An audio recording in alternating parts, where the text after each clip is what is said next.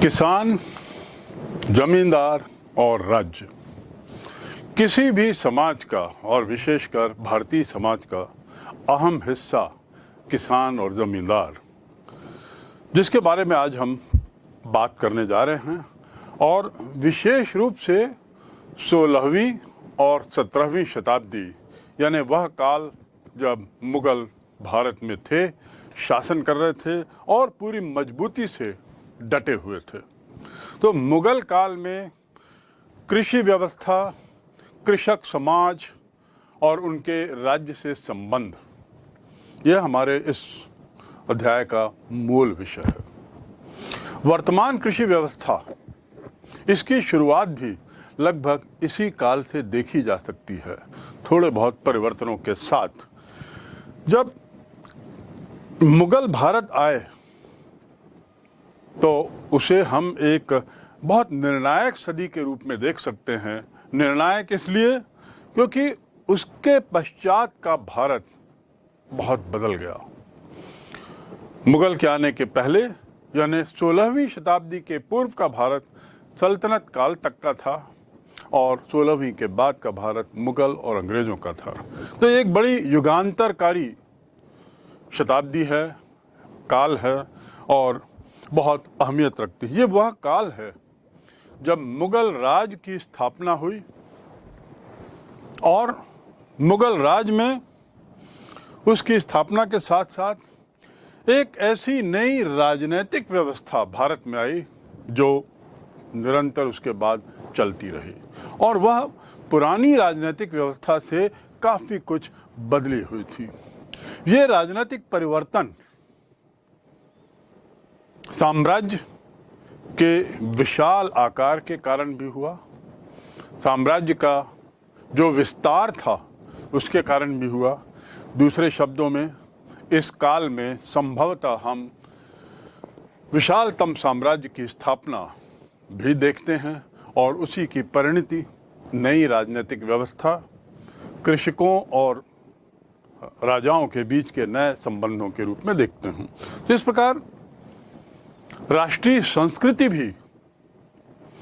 संस्कृति का उद्भव भी इसी काल में देखा जा सकता है, जब समाज के विभिन्न वर्ग के लोग, उनका सम्मिश्रण कालांतर में होते होते उसने एक नई सांस्कृतिक व्यवस्था को जन्म दिया। तो इस प्रकार पुनः ये कहना गलत नहीं होगा कि यह काल युगांतरकारी है, यह काल एक बड़ी निर्णायक सदी है। 1526 बाबर के द्वारा मुगल साम्राज्य की स्थापना से लेकर 1857 अंतिम मुगल बादशाह, ये जो पूरा क्रम है, इसे हम थोड़ा जान लें आगे बढ़ने के पहले। ऐसे कौन कौन से शासक थे, किस क्रम में वो आए, इसके बारे में मूलभूत जानकारी होना पहले हमारे लिए आवश्यक है। इससे पहले कि हम आगे बढ़ें और इस अध्याय को विस्तृत रूप में समझें, किसान, जमींदार, राज्य, यह बेहतर होगा कि हम मुगल साम्राज्य के इतिहास के कुछ मुख्य पड़ावों को जान लें। अर्थात जो उसके मुख्य शासक थे, उनके काल क्या थे, इसका एक अंदाज हमको हो जाए, जिससे हमें इस अध्याय को समझने में सहूलियत होगी।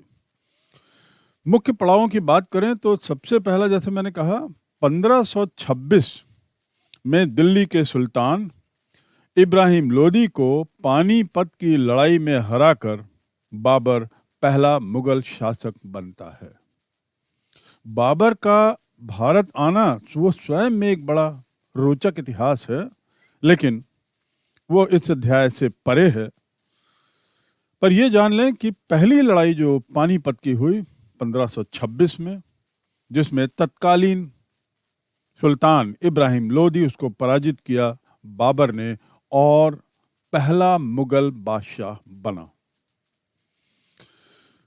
इसके पश्चात बाबर बहुत कम समय के लिए शासन करता है, मात्र 4 वर्ष, और उसके बाद हुमायूं जो उसका पुत्र है, वह गद्दी पर आता है। मुगल साम्राज्य का या मुगल शासन का वह दूसरा शासक है। उसका काल 10 वर्ष का था, 1530 से 1540।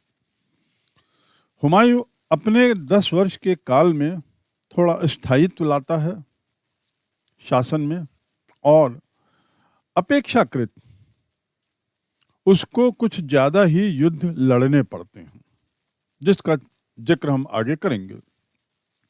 यहां पर हुमायूं के बाद शेर शाह, जो कि मुगल शासक नहीं था, वह सूरी वंश का शासक था, वह पराजित करता है हुमायूं को और स्वयं 5 साल के लिए दिल्ली की सत्ता हासिल कर लेता है। हुमायूं जो है वह भागकर सफावी दरबार में प्रवासी के नाते रहा। भारत के बाहर, भारत की सीमा के बाहर वह भाग कर चला गया अपनी जिंदगी बचाते हुए, और शेर शाह इस दरमियान दिल्ली की गद्दी पर 5 वर्ष तक शासन किया। इस काल को हम अंग्रेजी में इंटररेग्नम कहते हैं, यानी वह काल जब बीच में कुछ समय के लिए सत्ता मुगल शासन के हाथ में नहीं थी। तो 1540 से 1555 शेर शाह सूरी का काल। 1555 में हुमायूं वापस आता है अपनी फौज के साथ, अपने दल बल के साथ, और वापस आकर उसका पुनः शेर शाह के परिवार के शासकों से सामना होता है और खोए हुए राज्य को वह हासिल कर लेता है।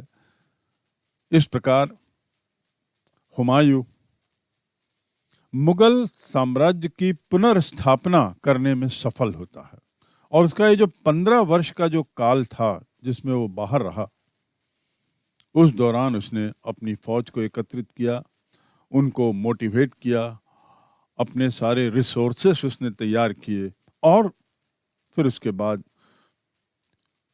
दिल्ली के तत्कालीन शासकों पर हमला करके उसने उन्हें पराजित किया और 1555 में पुनः गद्दी पर बैठा। पर दुर्भाग्य, मात्र 1 वर्ष ही वह शासन कर पाया और 1556 में उसकी मृत्यु हो गई। खोए हुए राज्य को हासिल करने के बाद वह मात्र 1 वर्ष तक ही शासन कर पाया। इसके बाद आता है मुगल शासन के सबसे बड़े, सबसे प्रसिद्ध सम्राट का काल, और वह है 1556 से 1605, यानी लगभग 50 वर्ष का काल। ये अकबर का शासनकाल था, और इस 50 वर्षों के लंबे काल ने मुगल साम्राज्य को स्थायित्व दिया, और इसी स्थायित्व का परिणाम था कि अकबर वह सब कुछ कर सका जिसके लिए वो जाना जाता है। तो इस प्रकार अकबर 1556 से 1605, 1605 में जहांगीर गद्दी पर बैठते हैं अकबर की मृत्यु के बाद, बड़ी नाटकीय परिस्थितियों में, और 1605 से 1627 यानी 22 वर्ष का काल शासन काल जहांगीर का रहा। इस शासन काल के अंतिम वर्षों में जहांगीर को कुछ बुरे दिन भी देखने पड़े, लेकिन 22 वर्ष उसने शासन किया। 1628 में शाहजहां गद्दी पर आया, जो ताजमहल के निर्माण के लिए प्रसिद्ध है। 1628 से 1658 यानी ठीक 30 वर्ष का काल, तुलनात्मक दृष्टि से देखा जाए तो इसका काल भी एक अच्छे पर्याप्त समय के लिए था। मुगल साम्राज्य को, मुगल सत्ता को स्थायी बनाए रखने में इसमें काफी मदद मिली। तो इस प्रकार 1628 से 1658 शाहजहां का काल। 1658 में मुगल साम्राज्य का सबसे कंट्रोवर्शियल, सबसे चर्चित बादशाह गद्दी पर आया, और वह था औरंगजेब। ये सबसे ज्यादा चर्चित इसलिए कहा जा रहा है क्योंकि इसको लेकर, औरंगजेब को लेकर कई तरह की बातें होती रही हैं, होती रहती हैं, और उसका जो शासन था वह कुछ अलग ढंग का था। उसका शासन काल भी कुछ अलग चीजों के लिए जाना जाता है। तो इसके काल को आप ध्यान से देखें, 1658 से 1707। यदि आप इसके काल को अकबर के काल से देखें तो जहां अकबर ने 50 वर्ष शासन किया, औरंगजेब ने भी लगभग 50 वर्ष शासन किया। पहली बात ये आपको याद रखनी होगी, दोनों का शासन काल 50-50 वर्ष का रहा। दूसरा, अकबर 1556-57 में आया तो औरंगजेब 1656-57 में आया, यानी ठीक 100 वर्ष बाद औरंगजेब आया। अकबर के 100 वर्ष बाद औरंगजेब आया।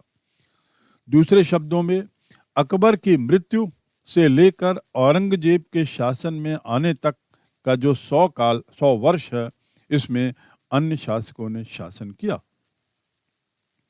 तो 1658 से 1707 औरंगजेब का शासन काल, और यहीं से शुरू होता है मुगल शासन के पतन का इतिहास। इनकी जो पराकाष्ठा थी शासन की, मुगल साम्राज्य की जो पराकाष्ठा थी, वह अब समाप्त होने लगी, गिरने लगी, नीचे होने लगी। इस अध्याय में हम इसके बाद जो अगला जो पड़ाव है, अगला जो बिंदु है, जो हमारे लिए ऐतिहासिक दृष्टि से बहुत महत्वपूर्ण है और मुगल साम्राज्य में होने वाले परिवर्तनों को समझने के लिए महत्वपूर्ण है, वह है नादिर शाह का भारत पर आक्रमण और उसके द्वारा दिल्ली को लूटा जाना। नादिर शाह यह मुगल शासक नहीं था, यह बाहर से आया था। एक लुटेरे बादशाह के रूप में इसने भारत पर हमला किया और भारी तबाही और लूट मचाई और उसके बाद चला गया। उसी प्रकार अगला पड़ाव है 1761। 1761 में अहमद शाह अब्दाली, वो भी एक बाहर से आया हुआ आक्रमणकारी था। अहमद शाह अब्दाली भारत आता है और पानीपत के तीसरे युद्ध में मराठों को पराजित करता है। आपको याद होगा 1526 में पानीपत के पहले युद्ध का मैंने जिक्र किया था। पानीपत का दूसरा युद्ध जब हम अकबर काल की बात करेंगे तब पढ़ेंगे।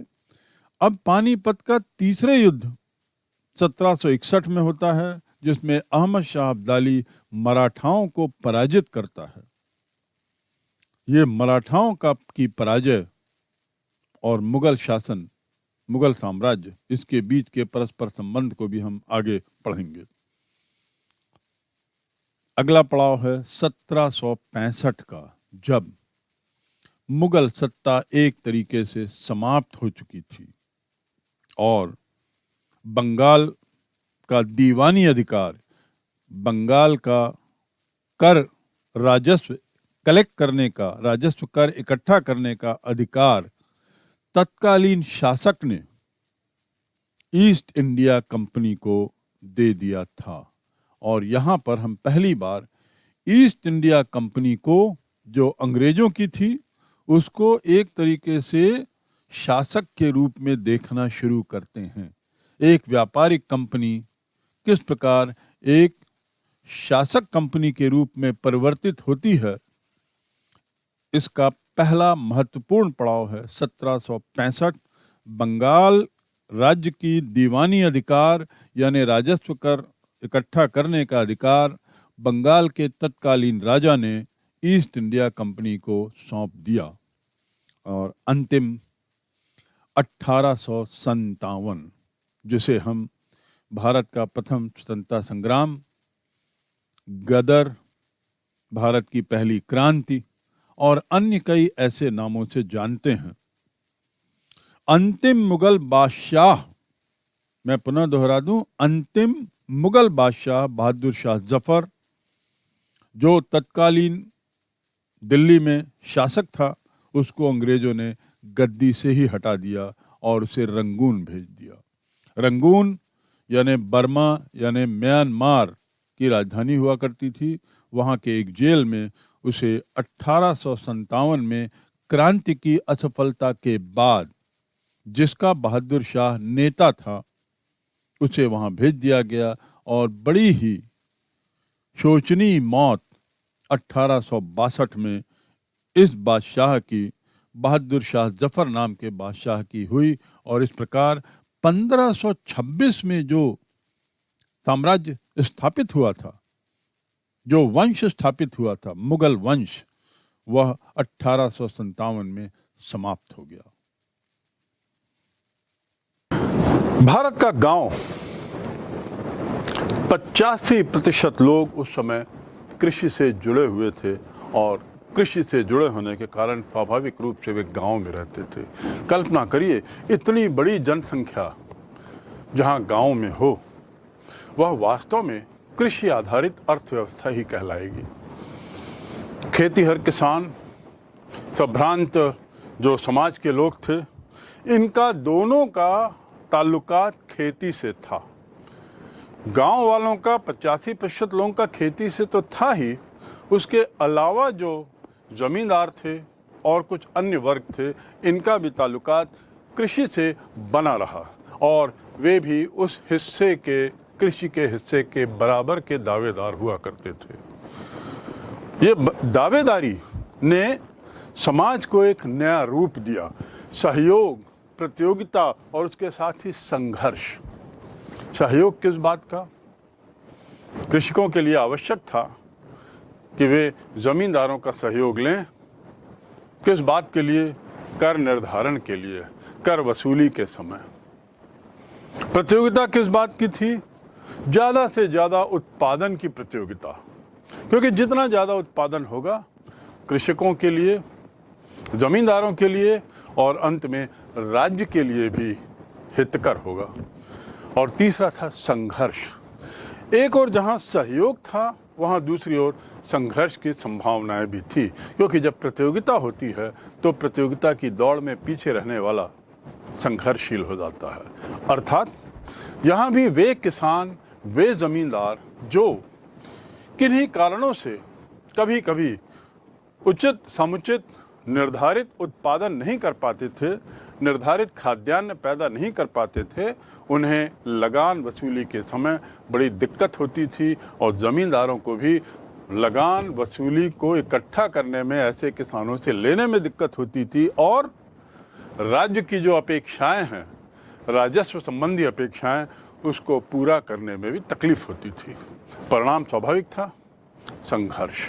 इस प्रकार कई उदाहरण ऐसे इस काल में मिलेंगे जब हमने सहयोग देखा, हमने प्रतियोगिता भी देखी और हमने संघर्ष भी देखा। इन तीनों के ताने बाने से राज्य, जमींदार और किसानों, इन तीनों के ताने बाने से जुड़े रिश्तों को ही ग्रामीण समाज एक तरीके से कहा जा सकता है। इनके अलावा इस काल में कुछ और ऐसी बाहरी ताकतों का पदार्पण हुआ गांव में। गांव स्वयं में एक यूनिट तो थे, एक इकाई थे, उसके साथ जमींदार जुड़े हुए थे और कर निर्धारण, कर वसूली और इस संबंध में राज्य भी जुड़ा हुआ था। लेकिन इसके साथ ही कुछ अन्य नई घटनाएं, कुछ अन्य नई परिस्थितियों ने इस आर्थिक व्यवस्था को कुछ बदल लिया और इनमें जो सबसे महत्वपूर्ण जो ताकत थी वह मुगल राज स्वयं था, जिसका बाहर से ग्रामीण परिप्रेक्ष्य में, ग्रामीण परिवेश में पदार्पण हुआ। ये जो मुगल साम्राज्य था, ये कुछ अलग सोच का था, कुछ अलग तरीके से इनकी कार्यशैली थी और ये ऐसा लगता है कि वास्तव में ये भारतवासी बनने आए थे।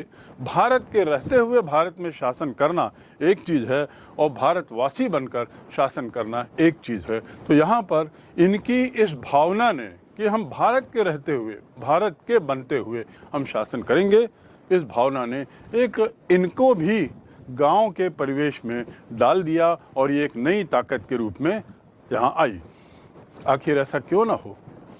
क्योंकि मुगल साम्राज्य की आय का मुख्य जरिया कृषि उत्पादन से होने वाला राजस्व कर था, और जब यह उनके विशाल साम्राज्य का मुख्य आय का जरिया था तो निश्चित रूप से उन्हें यह सुनिश्चित करना था कि नियमित आय बनी रहे, नियमित कर मिलता रहे, लगान का समय पर निर्धारण हो, समय पर वसूली हो और समय पर उसे हस्तांतरित भी किया जा सके, यह सुनिश्चित करना था।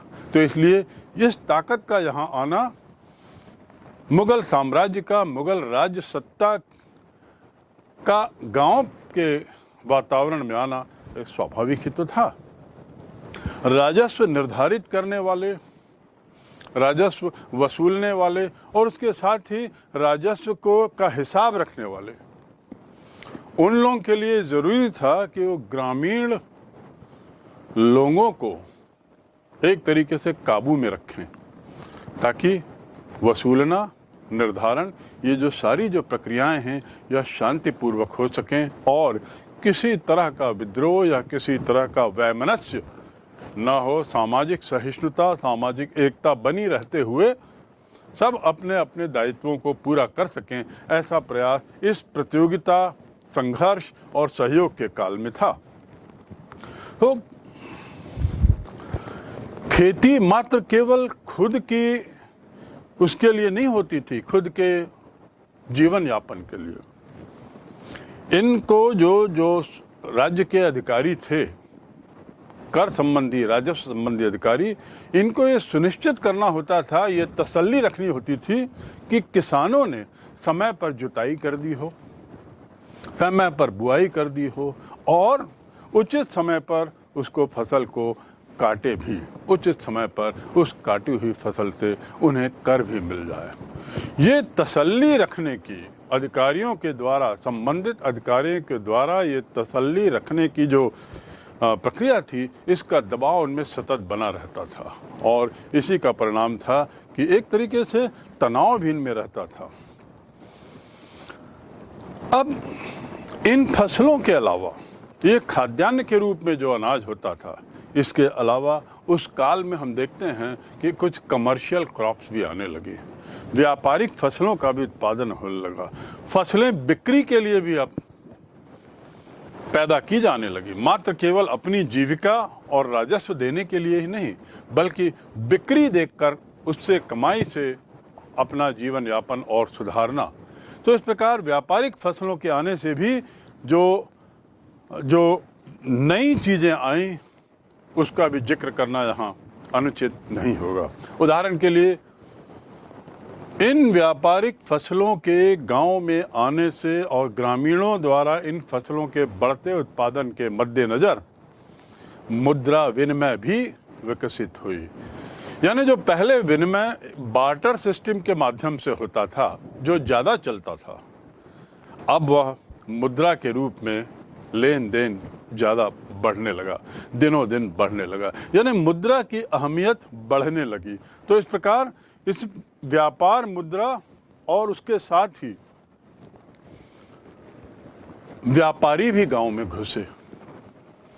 मुद्रा तो आई ही आई, अब उसके साथ व्यापारी भी गांव में घुस गए और इस प्रकार हम देखते हैं कि किसान, जमींदार, राज्य, उसके अलावा ऐसे अधिकारी कर वसूल करने वाले, उसके साथ ही मुद्रा और व्यावसायिक स्तर पर जो उत्पादन होता था, उस उत्पादन के कारण मुद्रा विनिमय बढ़ा और इसके साथ ही समय के साथ साथ कालांतर में ऐसा हुआ कि ये गांव शहर से जुड़ते चले गए। इस प्रकार गांव जो स्वयं में एक स्वतंत्र अस्तित्व के रूप में, एक सेल्फ सफिशिएंट यूनिट के रूप में रहता था, उसका एक तरीके से बिखराव प्रारंभ हो गया। इस अध्याय में जहां हम रिश्तों के ताने बानों को समझने की कोशिश करेंगे, यहाँ यह बता देना जरूरी होगा कि ऐतिहासिक स्रोत जिनके आधार पर हमें ये सब जानकारियां मालूम होती हैं, वे सब लगभग 16वीं 17वीं शताब्दी की रचनाएं हैं। चाहे वे ग्रंथों के रूप में हों, चाहे वे दस्तावेजों के रूप में हों, आदि आदि। इनमें से जो जो जो संबंध हैं उसकी मूलतः हमें जानकारी इसी से मिलती है। उनकी संरचना कैसे हुई, इन रिश्तों की संरचना कैसे हुई, इन रिश्तों में परिवर्तन कैसे आए, ये परिवर्तनों की पूरी दास्तान तत्कालीन लिखित स्रोतों में हमें ज़्यादा मिलती है और प्रकाश डालती है। इसका अध्ययन सबसे पहले आईने अकबरी के आधार पर किया गया है। ये आईने अकबरी की चर्चा बाद में होगी और बारंबार होगी। अभी हम केवल ये जान लें कि इस सब जानकारी का जो मूल स्रोत है वह आईने अकबरी है, और उसके साथ ही हम ये भी जानेंगे कि किस तरह से आईने अकबरी एक ऐतिहासिक स्रोत के रूप में भारतीय इतिहासकारों द्वारा, भारतीय विद्वानों द्वारा इसका उपयोग किया जाता है।